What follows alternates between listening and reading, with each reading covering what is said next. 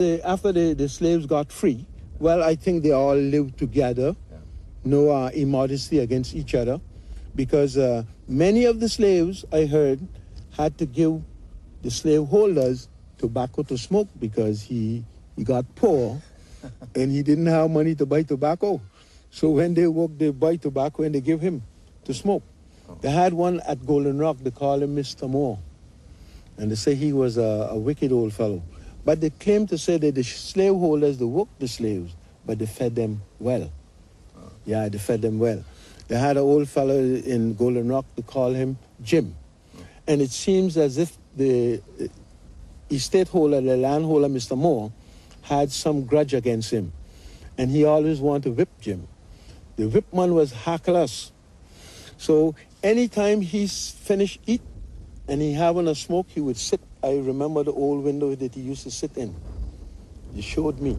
And it was a big tamarind tree right outside the house, close to this window, and he used to sit there and smoke. He said now, when he want fun, and he finished eating, he want to smoke, he light a cigar. And he called the whipman to bring Jim. He said, Hack, bring Jim. And they would bring old Jim.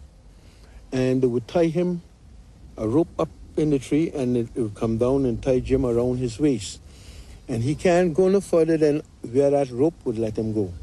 And he would keep whipping.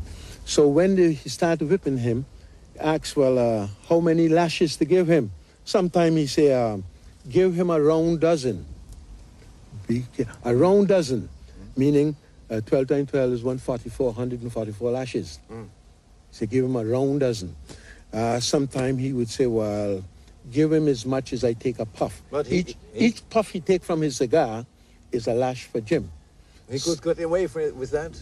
He could get away with that, just that? Well, like that? He was the slave. He was the owner of the slave.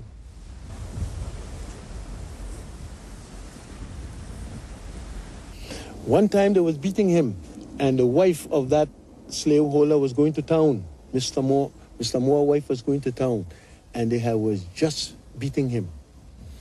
And she went to town.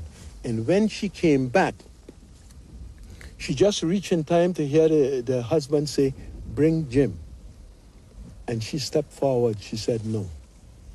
From today, nobody put the hand on Jim. Lay your hands off. Nobody touch Jim. And from that day, Jim never get beat again. He go to the sea, he catch fish and everything for the home. But he was like a free slave around the home.